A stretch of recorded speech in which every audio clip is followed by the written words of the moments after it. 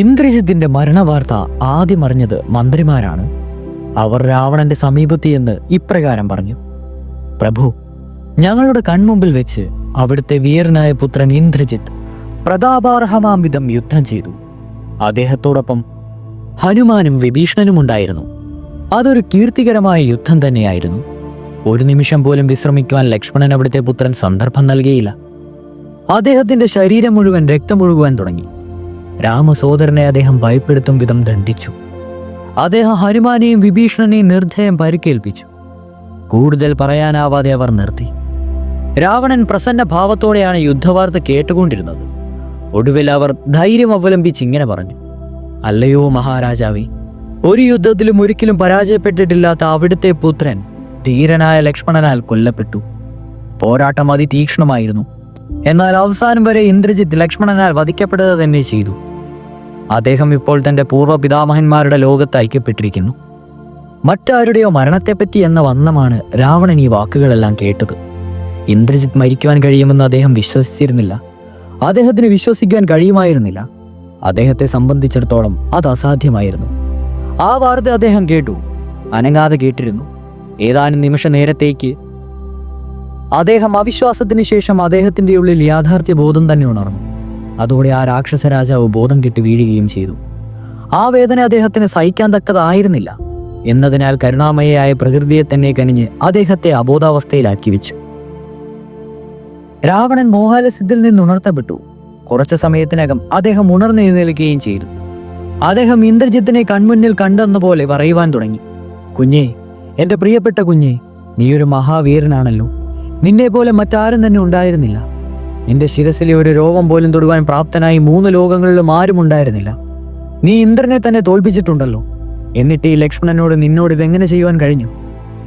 ഇന്ന് എല്ലാ ദേവന്മാരും ദാനവന്മാരും മറ്റ് സ്വർഗവാസികളും നീ മരിച്ചതിനാൽ ഭയരഹിതരായി തീർന്നിട്ടുണ്ടാവും.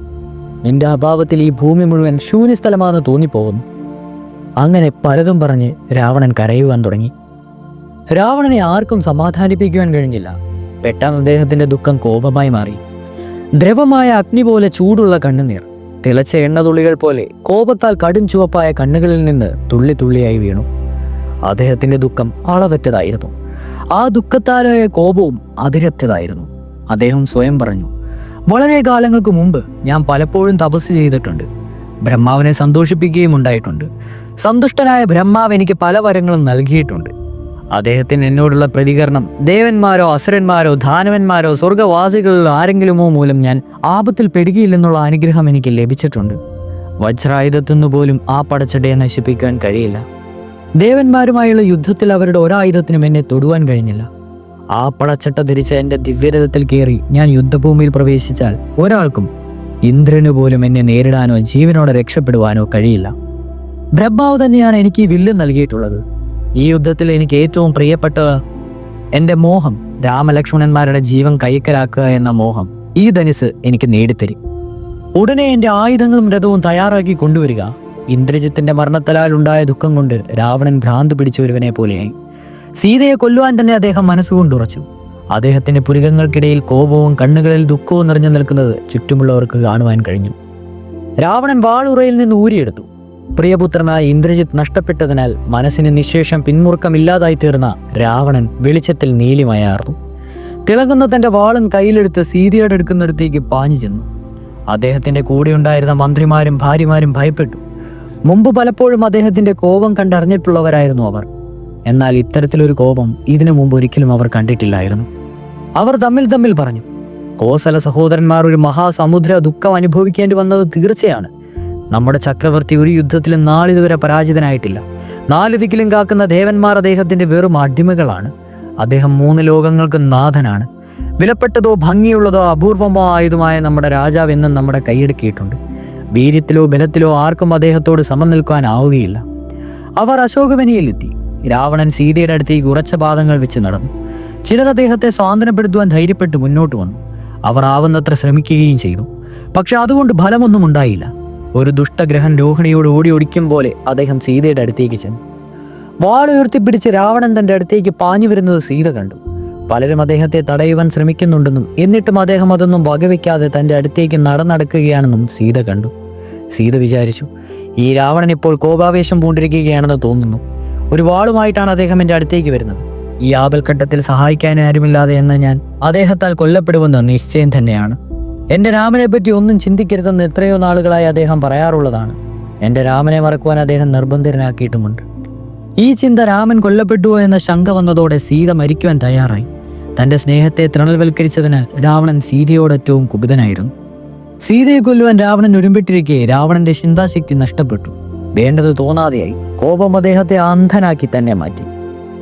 എന്നാൽ ഭാഗ്യമെന്ന് പറയട്ടെ, അദ്ദേഹത്തിന്റെ മന്ത്രിമാരിൽ ഒരുവനായ സുപാർശ്വൻ ബുദ്ധിമാനും സൽസ്വഭാവിയുമായിരുന്നു. അദ്ദേഹം സീതയുടെ അവസ്ഥ കണ്ടു. ദയാലുവായ അദ്ദേഹം രാജാവിനെ സമീപിച്ച് പറയേണ്ടതായ വാക്കുകൾ പറഞ്ഞു. സുപാർശ്വന്റെ വാക്കുകളാൽ രാവണന്റെ കോപം ഏതാണ്ടൊന്ന് ശമിച്ചു. അദ്ദേഹത്തിന്റെ ഉപദേശം കേൾക്കുവാൻ രാവണൻ സന്നദ്ധനാകുകയും ചെയ്തു. അദ്ദേഹം വാളുറയിൽ തെറ്റു. ആരോടും ഒന്നും ഉരിയാടാതെ കൊട്ടാരത്തിലേക്ക് മടങ്ങുകയും ചെയ്തു. അദ്ദേഹം തന്റെ സഭാമന്ദിരത്തിലെത്തി. ഒരു സിംഹത്തെ ആദ്യമായി കൂട്ടിലാക്കപ്പെട്ടെന്ന പോലെ അദ്ദേഹത്തിനെ കാണുവാനിടയായി.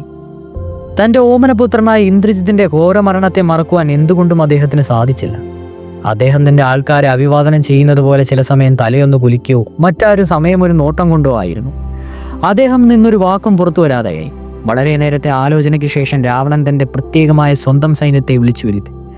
അവരുടെ മുന്നിൽ കൈകൂപ്പി നിന്നിങ്ങനെ പറഞ്ഞു, കുതിരകളും ആനകളും രഥങ്ങളും കാലാൾ ഉൾപ്പെടെ എല്ലാ സൈന്യത്തോടു കൂടി നിങ്ങളേവരും പുറപ്പെടണമെന്ന് ഞാൻ ആഗ്രഹിക്കുന്നു. ആ രാമനെ നാലുപാടും വളയുക. അദ്ദേഹത്തിൻ്റെ മേൽ ശരങ്ങൾ വർഷിക്കുക. അദ്ദേഹം ഏതു വിധേനയും കൊല്ലപ്പെടുക തന്നെ വേണം. ഇന്നത് സാധിച്ചില്ലെങ്കിൽ നാളെ ഞാൻ തന്നെ പോകും. നിങ്ങൾ നോക്കി നിൽക്കെ തന്നെ എൻ്റെ കൂർത്ത മൂർത്ത ശരങ്ങൾ കൊണ്ട് ഞാൻ അദ്ദേഹത്തിൻ്റെ മാറു പിളർക്കും. എൻ്റെ പുത്രൻ്റെ മരണത്തിന് പ്രതികാരം ചെയ്യുകയും ചെയ്യും. ഈ സൈന്യമായിരുന്നു രാവണന്റെ മൂലബലം. ഇന്ന് 3 ലോകങ്ങളിലും പ്രസിദ്ധമായിരുന്നു ഈ സൈന്യം. ആ സൈന്യത്തിലെ ഓരോ യോദ്ധാവിൻ്റെയും വീര്യവും ശൗര്യവും ശക്തിയും സുപ്രശസ്തമായിരുന്നു. രാവണന് തന്റെ സൈന്യത്തെ വളരെയേറെ വിശ്വാസമുണ്ടായിരുന്നു. ഈ സൈന്യത്തെയാണ് അദ്ദേഹം ഇപ്പോൾ രാമനോട് യുദ്ധം ചെയ്യുവാൻ പറഞ്ഞയച്ചത്.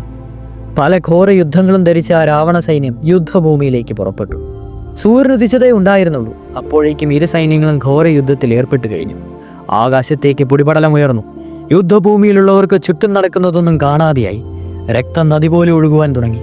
വാനരന്മാർ എറിയുന്ന പെരുമ്പാറകൾ ആയുധങ്ങളുമായി കൂട്ടുമുട്ടുന്ന ശബ്ദം മാത്രമേ അവർ കേട്ടിരുന്നുള്ളൂ.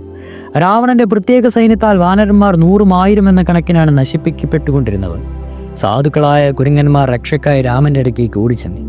തന്റെ സൈന്യത്തെ ശല്യപ്പെടുത്തിക്കൊണ്ടിരിക്കുന്ന രാവണ സൈന്യത്തെ നേരിടുവാനായി രാമൻ വില്ലും കൈയിലേന്തി ഇടിവെട്ടുകൊണ്ടിരിക്കുന്ന മേഘത്തിന് മഴത്തുള്ളികൾ പൊഴിയും പോലെ അദ്ദേഹത്തിന്റെ ധനുസിൽ നിന്ന് ശരങ്ങൾ ഇടതടവില്ലാതെ നിർഗളിക്കുവാൻ തുടങ്ങി.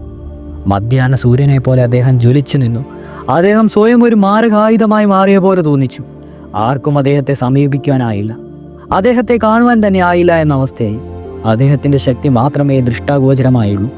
കാട്ടിലെ കാറ്റുകൂറ്റനെ പോലെ അദ്ദേഹം അദൃശ്യനായി. രാക്ഷസന്മാരുടെ ആയുധങ്ങൾ മുറിഞ്ഞും അഗ്നിക്കിരിയും വിഴങ്ങുന്നത് നോക്കുന്നവർ കണ്ടു. അവർ ഭൂമിയിൽ ചിന്നിച്ചിതറിക്കിടക്കുന്നു. സൈന്യത്തിലുള്ളവർ വീണു തുടങ്ങി. വൃത്താകൃതിയിൽ വളഞ്ഞു നിന്ന രാമധനുസിൽ നിന്ന് ഇടമുറിയാത്ത നിലങ്ങൾ ശരങ്ങൾ ഒഴുകിക്കൊണ്ടേയിരുന്നു. അതിനുശേഷം രാമൻ ഗന്ധർവാസ്ത്രമാണ് പ്രയോഗിച്ചത്. സൈന്യം മുഴുവൻ ഒരുതരം മായയിൽപ്പെട്ടു. ഒരേ സമയം അനവധി രാമന്മാരെ അവർ കാണുവാൻ തുടങ്ങി. അതായിരുന്നു അതിന്റെ ഫലം തന്നെ. രാമൻ അയക്കുന്ന ശരങ്ങളുടെ അഗ്രങ്ങൾ അവർക്ക് കാണുവാൻ കഴിഞ്ഞു. എന്നാൽ അദ്ദേഹത്തെ കണ്ടതുമില്ല. ഒരു മുഹൂർത്ത നേരം കൊണ്ട് രാമൻ ആ സൈന്യത്തെ ഒട്ടാകെ നശിപ്പിച്ചു. അവരൽപ്പം ചിലർ, അക്ഷരാർത്ഥത്തിൽ വിരലിൽ എണ്ണാവുന്നവർ മാത്രം ലങ്കയിലേക്ക് പോയി. കോപിച്ച രുദ്രന്റെ നൃത്തഭൂമിയിൽ എന്ന പോലെ യുദ്ധഭൂമിയായി. സ്വർഗവാസികളുടെ സമ്മതി ഘോഷങ്ങൾ കേൾക്കപ്പെട്ടു. രാമൻ യുദ്ധം കഴിഞ്ഞ് വിശ്രമിക്കുമ്പോൾ സുഗ്രീവനോടും ഹനുമാനോടും ജാംബവാനോടും വിഭീഷണനോടും മറ്റുള്ളവരോടുമായി ഇങ്ങനെ പറഞ്ഞു: ഈ ശക്തമായ അസ്ത്രം ഭഗവാൻ മഹാദേവനും എനിക്കും മാത്രമേ അറിയൂ. രാവണന്റെ പ്രത്യേക സൈന്യത്തെ, അദ്ദേഹത്തിന്റെ മുൻബലത്തെ താൻ ജനസ്ഥാനത്തേക്ക് ചെയ്തതുപോലെ തനിച്ച് നശിപ്പിക്കുവാൻ കഴിഞ്ഞു എന്നതിൽ രാമൻ അതീവ സന്തുഷ്ടനായി കണ്ടു. ഈ സൈന്യമാകെ അതിലും എത്രയോ വലുതായിരുന്നു. കൂടുതൽ ശക്തിയായി സംഘടിപ്പിക്കപ്പെട്ടതുമായിരുന്നു.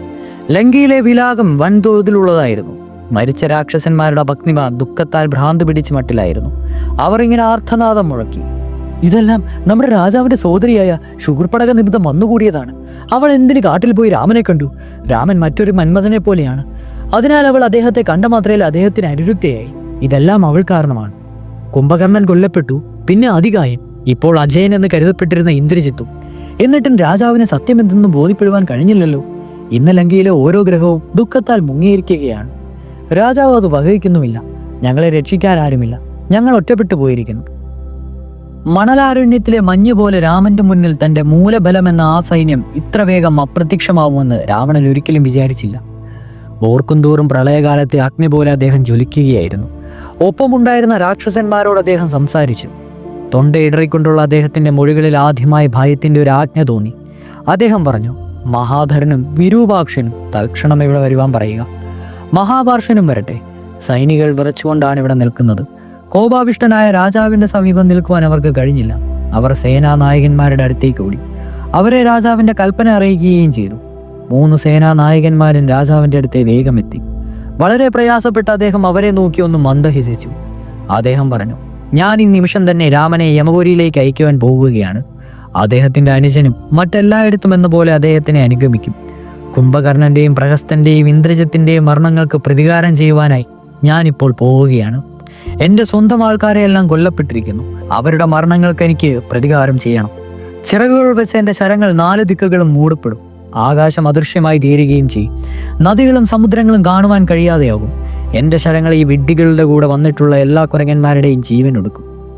മഹാപാർഷൻ തൻ്റെ പ്രിയപ്പെട്ട രാജാവിൻ്റെ ഇച്ഛയ്ക്കനുസരിച്ച് പ്രവർത്തിക്കുവാനും അദ്ദേഹത്തെ കൽപ്പന അനുസരിക്കുവാനും ധൃതിപ്പെട്ടു. ഒരു വലിയ സൈന്യം ഉടൻ തയ്യാറാക്കപ്പെട്ടു. തങ്ങളുടെ രാജാവിനോട് ഒന്നിച്ച് യുദ്ധഭൂമിയിലേക്ക് പുറപ്പെടുവാൻ അവർ അത്യുത്സാഹപൂർവ്വം തയ്യാറായി. അദ്ദേഹത്തോടൊപ്പം മരണം വരിക്കുവാനും അവർ തയ്യാറായിരുന്നു. എല്ലാ ആയുധങ്ങളും സജ്ജമാക്കിക്കൊണ്ട് കൊട്ടാരവാതിൽക്കലേക്ക് ഒരു ദിവ്യമായ രഥം കൊണ്ടുവരപ്പെട്ടു. വീരപുരുഷനായ രാവണൻ യുദ്ധഭൂമിയിലേക്ക് പോകുവാനായി എല്ലാ തയ്യാറെടുപ്പുകളോടുകൂടി തൻ്റെ ആസനത്തിൽ നിന്ന് എഴുന്നേറ്റ് നിൽക്കുകയും ചെയ്തു.